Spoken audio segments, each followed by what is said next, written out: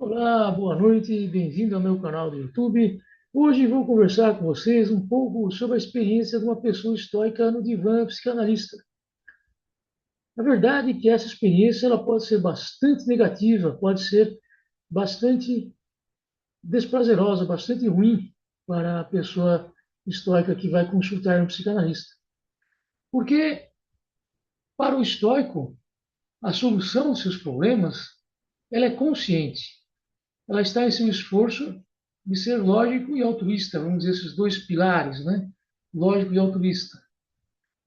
O estoico acha que dessa maneira que ele soluciona a sua vida, tendo uma atitude mais racional, mais observadora, mais cuidadosa no que vê, no que pensa, no que fala, tenta ser cuidadoso dessa maneira e tenta também se esforçar para ser altruísta, para ser solidário com seus parentes, seus amigos e, em última análise, com a humanidade inteira.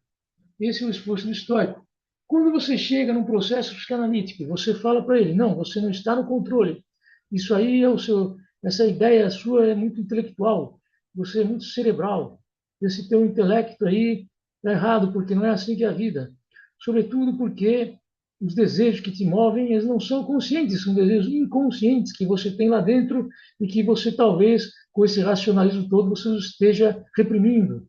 A solução de sua vida está em você estar atento para desejos interiores que querem se manifestar, né? Então, você tem aí duas visões contraditórias da existência humana.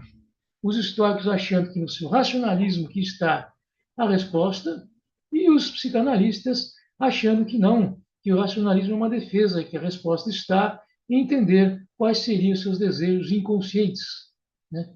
Fala-se também do corpo, que você é intelectual, você resume a tua existência ao teu intelecto, ao teu cérebro, quando se deveria ouvir o teu corpo todo, o que quer que isso queira dizer, não é verdade?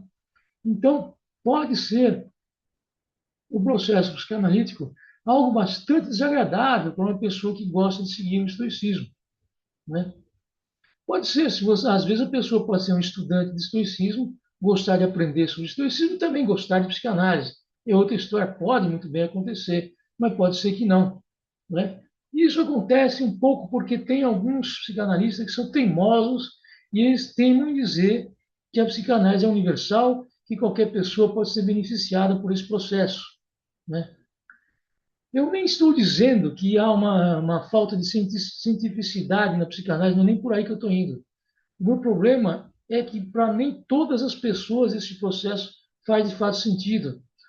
Para uma pessoa que gosta de estoicismo, pode não fazer sentido algum você falar que você tem que desvendar através da interpretação dos sonhos, através dos seus atos falhos, através, sabe, de mais do que através disso você vai desenvolver uma interpretação, um entendimento do inconsciente da pessoa, que então, trabalhado isso, que a pessoa vai ter uma existência melhor.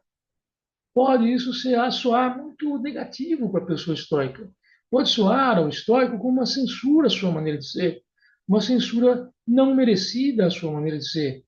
Porque, no final das contas, o estoico pode ser um homem muito bom, um homem muito honesto, um homem muito solidário. E você dizer que ele está errado na maneira dele de ser, que ele não vê a existência como deveria ver, isso é muito forte, uma acusação pesada que os estoicos não merecem. Não é verdade? O estoico não merece ouvir que ele está errado. Ele não merece ouvir que ele, privilegiando o intelecto, ele está desprivilegiando outras partes da existência que seriam mais importantes. O estoico não merece ouvir, por exemplo, que ele não dá importância devida ao sexo. Certo? Para o sexo não é tão importante. Verdade.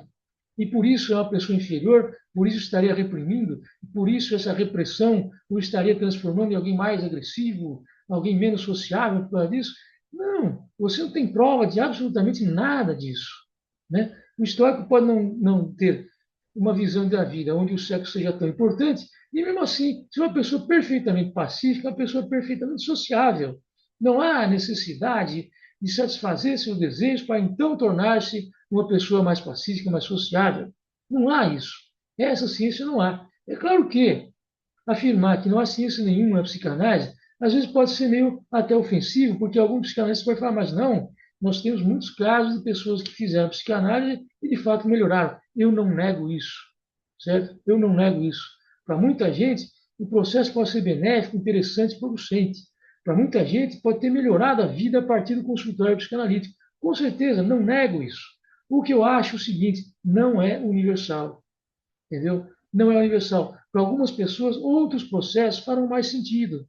Para muitas pessoas, o estoicismo vai fazer mais sentido, certo? E há que se respeitar isso. Há que se entender que é uma escolha de vida. Há que se entender que não há nada de errado, de mal nisso. Para que censurar a pessoa tanto? Não é verdade? Para que ficar insistindo? Ah, você é cerebral. Eu tive que ouvir isso muito, né? Você é cerebral demais. Né? Me censuraram as minhas palestras, porque as minhas palestras eram cerebrais demais. Agora, felizmente, aqui no YouTube eu posso falar à vontade. Mas quando eu dava palestras, uma pessoa aí, um norte-americano, me censurava, dizia que eu era cerebral demais, que não servia sequer para dar palestra no meu conteúdo, porque era muito cerebral. Né?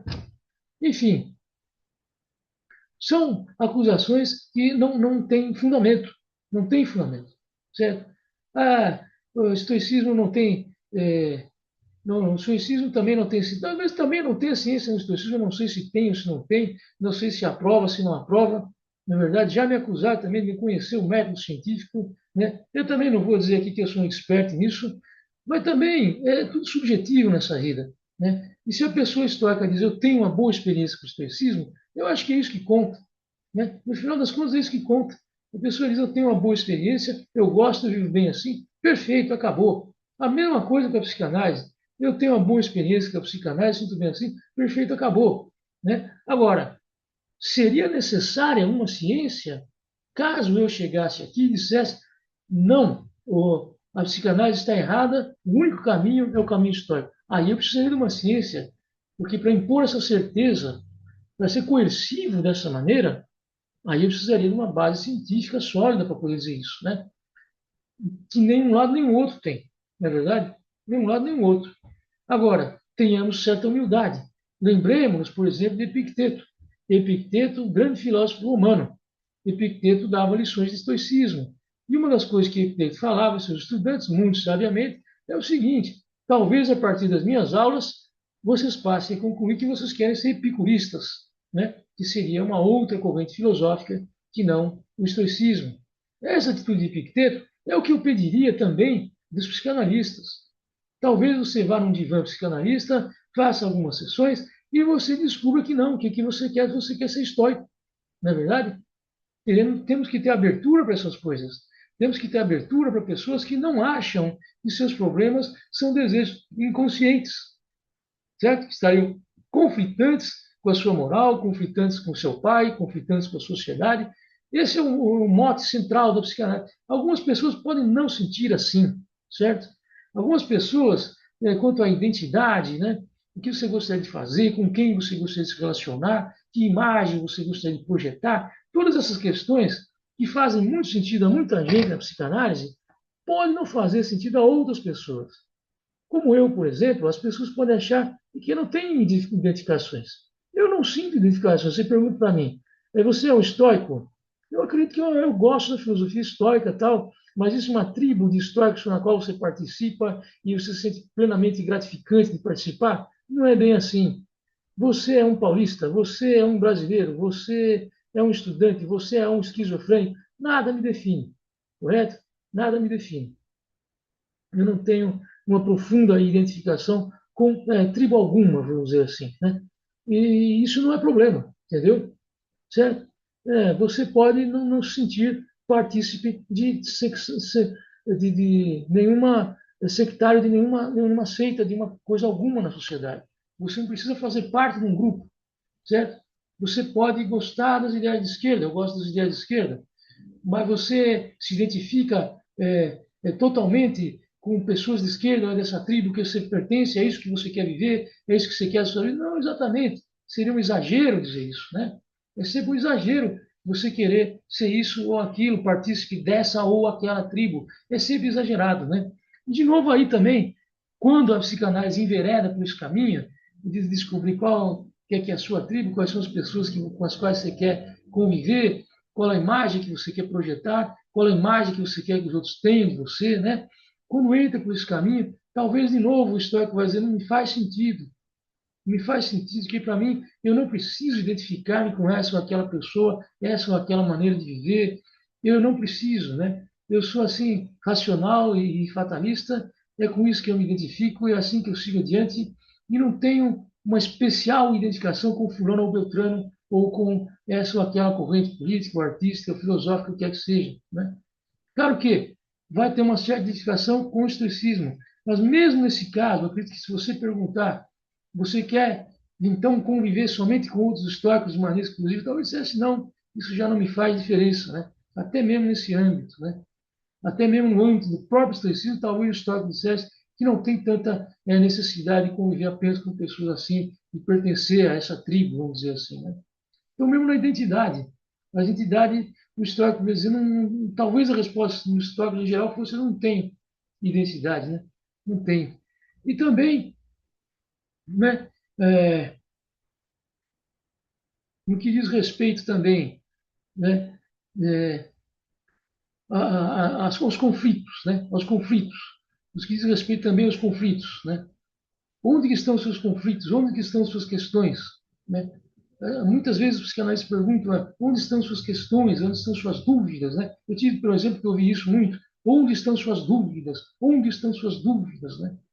O estoico pode dizer, eu não estou entendendo o que você está falando, né? Alguma dúvida eu tenho. Lá sei eu como é feito o universo? Não sei. Alguma dúvida eu tenho, né? Sobre o que o senhor está falando, né? Porque esses conflitos, aquele conflito clássico, né? O rapaz que é homossexual, o pai que é repressor, e ele não pode exercer o homossexualismo porque ele deve obediência ao pai, né? Esse é o conflito clássico. E aí o Stoic fala, não tem nenhum conflito desse gênero. E o psicanalista fala, é impossível. Não é impossível, né? Não é impossível. Muita gente vai achar que os conflitos internos não são relevantes, não é verdade? Então, de modo geral, para uma pessoa estoica, a experiência psicanalítica ela pode ser muito desagradável, né? Aquelas acusações de intelectualismo, aquelas acusações de que ele deveria ter alguma identidade que ele não tem, que isso não é bom, aquelas acusações que ele tem desejos conflituosos, mas que ele nega, ele cobre esses defeitos, esses desejos conflituosos, ele cobre esses desejos, não se expressa, ele usa o racionalismo como mecanismo de defesa, né? Então, de um modo geral, eu acho que se uma pessoa estoica for fazer um processo psicanalítico, precisa ter muito cuidado, porque vai se deparar com ideias que são contraditórias à sua maneira de ser, muitas vezes. Certo? Então, esse é o recado que eu daria hoje a vocês. Né? Em muitos âmbitos. No âmbito dos conflitos, dos desejos conflituosos, no âmbito da identidade, né? Enfim, em vários âmbitos. Né? A pessoa estoica pode não se dar bem com a psicanálise, na verdade. Enfim, esse é o recado que eu queria dar. E eu achava que seria prudente, honesto e correto se os psicanalistas tivessem a mesma ideia que teve Epicteto.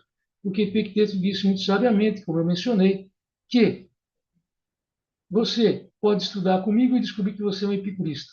Né? E a psicanálise deveria contemplar que nem todas as pessoas se enquadram na sua maneira de ver a vida. Tá certo? Obrigado, passar bem, até a próxima.